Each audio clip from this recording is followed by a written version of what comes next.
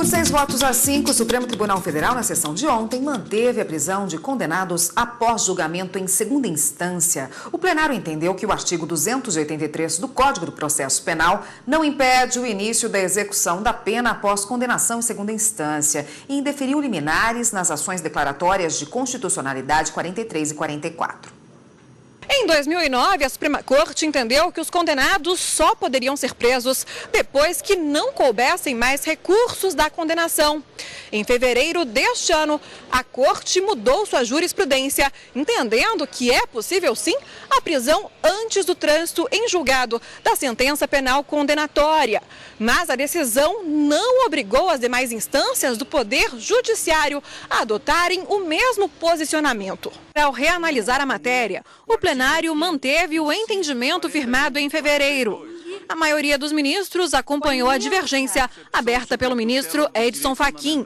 Ele defendeu a prisão após a condenação em segunda instância pelos tribunais de justiça e tribunais regionais federais. Um entendimento que vigorou desde a promulgação da Constituição de 1988 até 2009, por quase 21 anos, portanto, segundo o qual o efeito meramente devolutivo dos recursos especial e extraordinário não colide com o princípio constitucional da inocência, da presunção de inocência, previsto no artigo 5º, inciso 42 da Constituição Federal. Como se vê, 21 anos dos 28 que hoje completa a Constituição registrou essa compreensão. Para o ministro Luiz Roberto Barroso, impedir a prisão antes do trânsito em julgado é inadequado. Porque impede a efetivação da norma penal que protege o direito à vida, que protege o direito de propriedade, que protege a integridade física e moral das pessoas, que protege a moralidade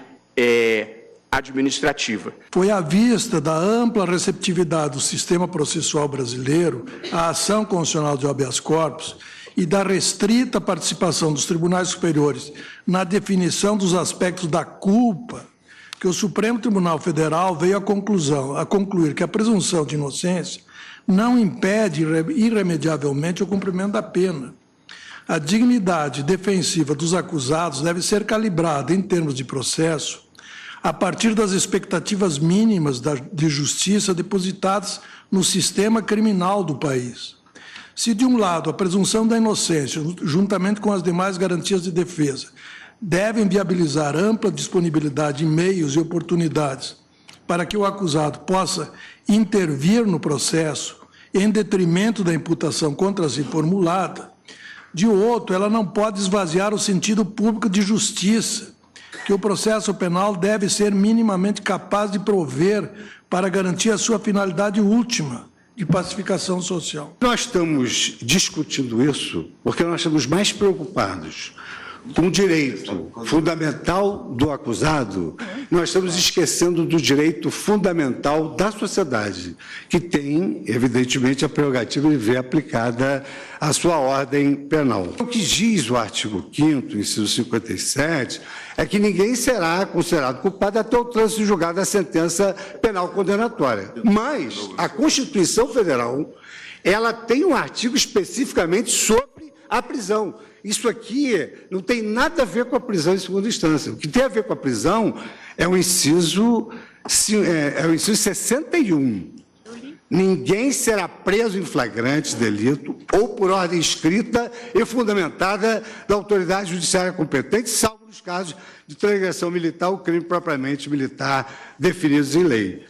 Então, eu entendo que se a vontade do Constituinte fosse exatamente de condicionar a execução da sentença ao trânsito julgado, ele teria inserido nesse dispositivo. E, na verdade, a própria Constituição Federal tem várias hipóteses que permite a prisão em vários delitos. Racismo, tráfico de drogas, tortura, terrorismo, crimes hediondos, nada com o trânsito julgado. Permite essa prisão, independentemente do trânsito em julgado. Uma coisa é termos alguém como investigado. Outra coisa é termos alguém como denunciado, com denúncia recebida. Outra coisa é ter alguém com condenação. E agora com condenação em segundo grau. Quer dizer, o sistema estabelece uma progressiva derruição, vamos chamar assim, da ideia da presunção de inocência.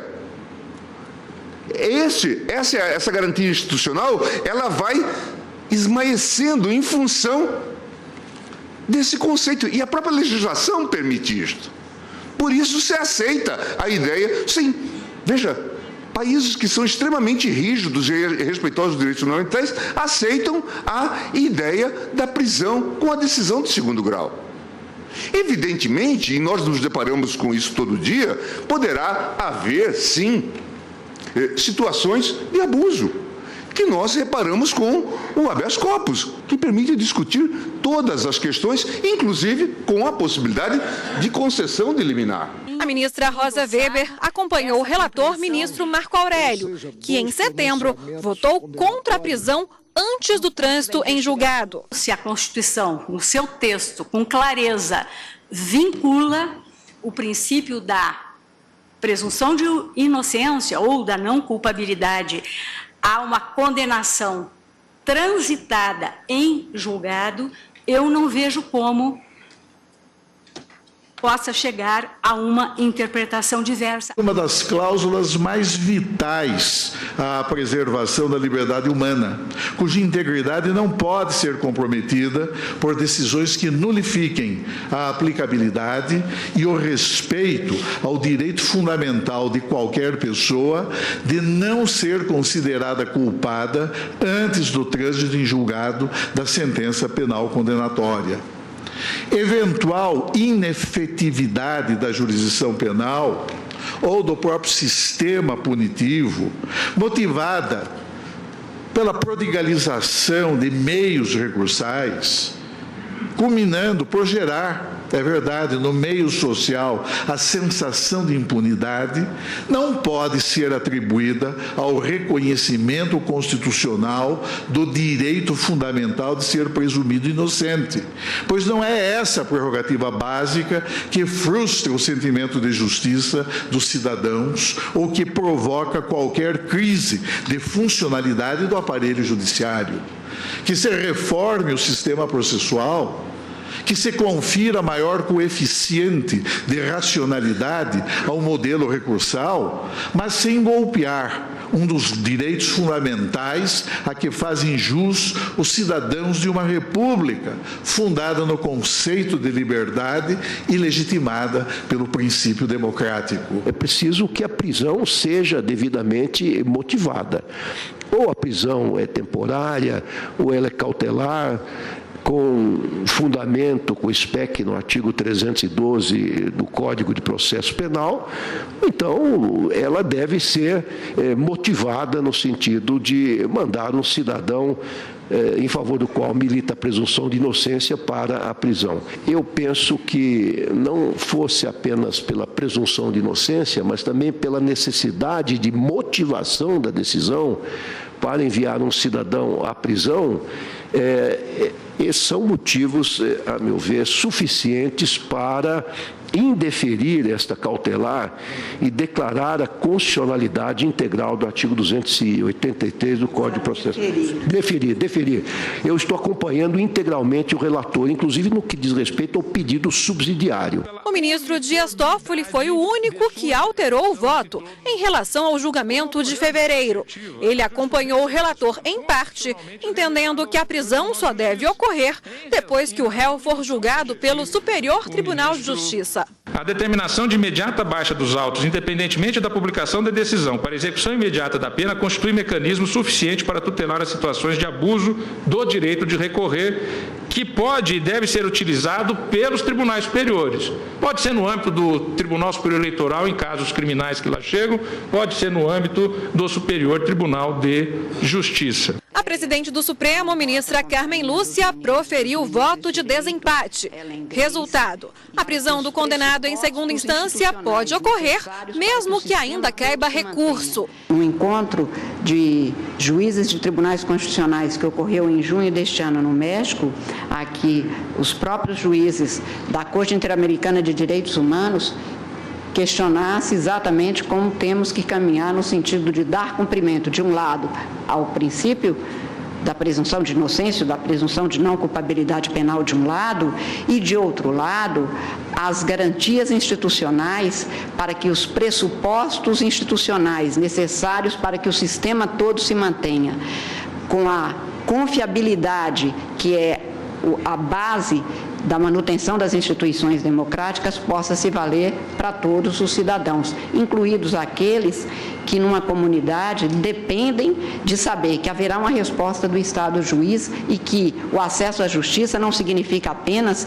acionar-se o Poder Judiciário, mas ter-se uma resposta em duração razoável e esta resposta também em duração razoável ser efetivada. E é disso que depende exatamente a concretização, na minha compreensão, e com todas as vênias aos que pensam em sentido contrário e que expõem, sem nenhuma sombra de dúvida, com argumentos e fundamentos expressivos, sérios, democráticos, mas que não desfazem os contrários argumentos e fundamentos também baseados no fator de legitimidade que há de garantir uma sociedade na qual não se tenha a impossibilidade de o Estado dar cobro àquilo que a sociedade passou como um dever, que é o dever de uma jurisdição efetiva e eficaz. Bom, e para falar um pouco mais sobre a sessão de ontem no Supremo Tribunal Federal, está aqui no estúdio do Jornal da Justiça a consultora jurídica Karina Zucolotto. Boa tarde, Karina. Boa tarde, Érica. Bom, Karina, foi aprovada a jurisprudência, como a gente viu aí na reportagem da Ana Paula, né? Mas foi apertada por apenas um voto. O ministro Marco Aurélio, relator, já havia votado numa sessão anterior, em 1º de setembro, mas como ele concedia cautelar nessas duas ações declaratórias de constitucionalidade, a maioria acabou não se rendendo ao voto do ministro Marco Aurélio e a maioria que se formou, uma maioria apertada por 6-5, acabou confirmando a decisão de fevereiro de que a execução provisória da pena, aquelas pessoas que já foram condenadas em primeira instância e tiveram essa decisão confirmada no 2º grau, já podem ter contra si expedido mandado de prisão para que inicie o cumprimento da pena, a execução provisória da pena. E o principal, foram vários argumentos que os ministros trouxeram no plenário ontem e cada um dos 6 que votaram nesse sentido acabou trazendo, de uma certa forma, a sua visão para a interpretação do princípio da inocência e do artigo 5º da Constituição, que conjuga essa inocência, você ser considerado culpado até o trânsito em julgado, das decisões condenatórias e também daquele dispositivo da Constituição que fala que ninguém pode ser tolhido da sua liberdade, nem dos seus bens, sem devido processo legal, e a prisão também deve ser feita por uma decisão fundamentada por uma autoridade competente. Mas chama a atenção o voto, de uma certa forma, do ministro Luiz Fux, bastante didático também, como sempre, professor que é também, o ministro Luiz Fux, ele coloca a seguinte situação: não é porque existe a possibilidade da execução provisória da pena que aquele réu condenado em primeira e segunda instância não pode ter revista essa condenação e anulada essa condenação em casos excepcionalíssimos por meio de um habeas corpus que pode ser interposto no STJ ou chegando até o Supremo Tribunal Federal. Então, há mecanismos dentro do próprio sistema penal que prevê a possibilidade de afastamento dessas circunstâncias excepcionais, mas que, como disse o ministro Teori Zavascki, e ele foi o precursor dessa tese lá em fevereiro desse ano, de que a culpa ela é formada a partir da primeira e da segunda instância quando fatos e provas são analisados. Após a segunda instância, não se tem essa análise, apenas uma uniformização de jurisprudência e tudo mais, é mais difícil de ser modificada essa decisão. Mas ainda havendo casos excepcionais, existe o habeas corpus para socorrer e remediar, daí o nome ser chamado um remédio constitucional para sanar essas excepcionalidades. Mas o voto bastante didático também, como sempre, o ministro Luiz Roberto Barroso, ele acaba dando uma seguinte explicação para esse seu entendimento. Ele diz que a presunção da inocência, ele é um princípio estabelecido na Constituição e, como um princípio e não regra, ele deve ser ponderado diante de outros valores também previstos na Constituição, como a pretensão punitiva do Estado. Então, eu vou tentar reproduzir aqui o que o ministro Luiz Roberto Barroso, num exemplo que ficou bastante claro. Ele diz que, de um lado, existe a presunção da inocência e, de outro, a pretensão punitiva do Estado, ambos no mesmo patamar porque são valores previstos na Constituição. E esses valores vão ser ponderados na medida em que essas condenações vão sendo confirmadas na Justiça. Então, a presunção da inocência, ela cai dessa equidade com uma condenação em primeira instância, e ela cai ainda um pouco mais quando isso é confirmado na segunda instância. Então, deve prevalecer a pretensão punitiva do Estado, podendo ensejar, portanto, essa execução provisória da pena. E esse foi o entendimento que acabou prevalecendo com os votos dos ministros. Apenas o ministro Dias Toffoli modifica um pouco o seu voto em relação ao que em fevereiro ele havia votado. Ele disse que poderia haver ainda uma suspensão se houvesse um recurso especial ainda pendente de julgamento. Mas, então, ele concordava parcialmente com a medida cautelar deferida pelo ministro Marco Aurélio. Mas, ainda assim, prevaleceu o entendimento de que a presunção da inocência deve ser lida na Constituição com a possibilidade de execução provisória da pena, ainda que não tenha ocorrido o trânsito em julgado da sentença penal condenatória. Karina, bem rapidinho para a gente encerrar, essa decisão é vinculante ou não? Não, essa decisão não é vinculante, embora seja tomada numa ação declaratória de constitucionalidade, a liminar não foi confirmada. E quando a liminar não é confirmada, não há vinculação dessa decisão. Se fosse confirmada a decisão do ministro Marco Aurélio, aí sim a decisão do Supremo valeria para todos os tribunais do Brasil. Mas como foi negada a liminar, não há vinculação, não há efeito erga omnes, é preciso que aguardemos o julgamento de mérito dessas duas ADCs, que deve retornar ao plenário em um momento oportuno que a ministra Carmen Lúcia entender. Tá ótimo, Karina. Muito obrigada pelas suas explicações. Até amanhã. Até amanhã. Tchau, tchau. E você...